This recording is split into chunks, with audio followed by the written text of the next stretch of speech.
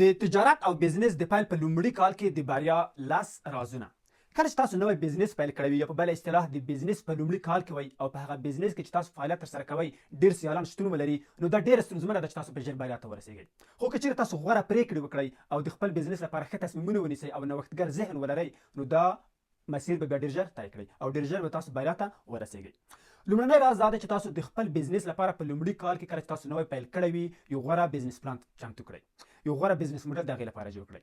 کله چې تاسو یو غوره بزنس موډل یو غوره بزنس پلان د هغې لپاره جوړ کړئ، په هغې کې تاسو خپلې موخې او هدفونه واضح کړئ تر څو تاسو او تاسو ټیم دقیقاً پوه شي چې د څه په لټه کې دي، غواړئ تاسو څه ترلاسه کړئ، تر څو تاسو په هماغه هدفونو باندې تمرکز وکړئ او خپل انرژي او خپل وخت مو بل ځای مصرف نه کړئ.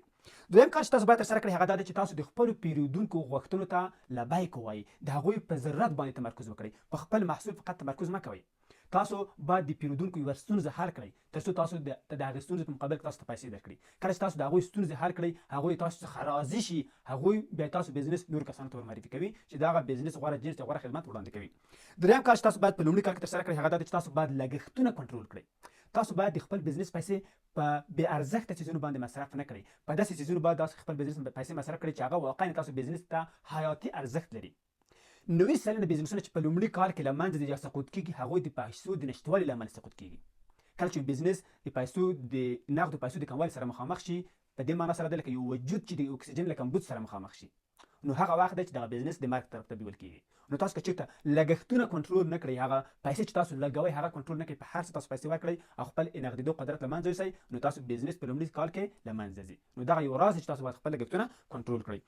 څلورم کار چې تاسو ترسره کوئ هغه دا دی چې تاسو په ډیجیټل مارکیټینګ یا په آنلاین بازار موندنه باندې ډېر فوکس وکړئ، ځکه چې ډیجیټل مارکیټینګ چې دی هغه په کم لګښت سره ترسره کېږي. او بله ښېګڼه د ډیجیټل مارکیټینګ دا ده چې تاسو په خپلو پیرودونکو باندې ښه تمرکز کولی شئ. هغه تاسو د هدف پیرودونکي چې کوم دي، هغه کسانو ته چې تاسو غواړئ خپل خدمات یا جنس وړاندې کړئ، هغه تاسو کولی شئ په اسانه ټارګېټ کړئ، په اسانه هغه خپل جنس ورته معرفي کړئ او خپل ځان ور وښیئ چې موږ د خدمت او دغه جنس وړاندې کوو.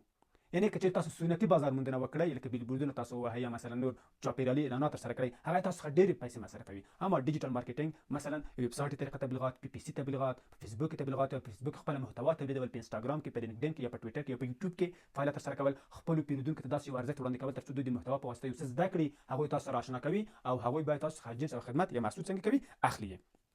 پنځم کار چې تاسو باید ترسره کړئ، پنځم راز دا دی چې تاسو باید د خپلو ارتباطات یا د خپلو اړیکو دغه کومه دایره چې دا تاسو پراخه کړئ.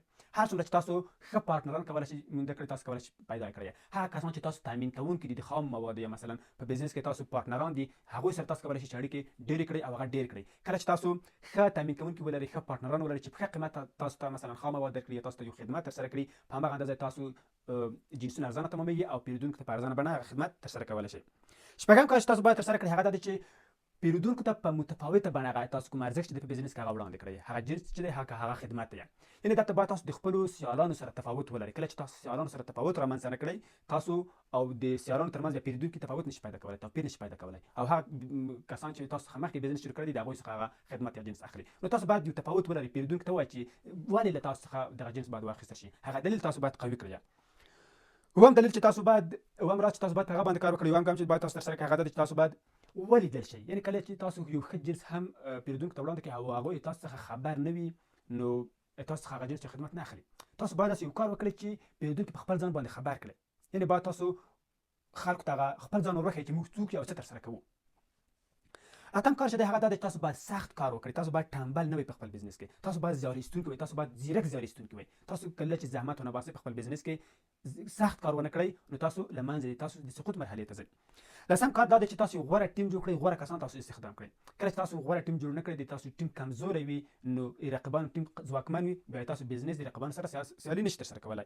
لسم کار دا دی چې تاسو په دوامداره توګه خپل ځانونه غوښتلي کړئ، په دوامداره توګه خپل ځانونه اپډیټ کړئ. یعنې د وخت د غوښتنو سره تاسو سم مخته لاړ شئ.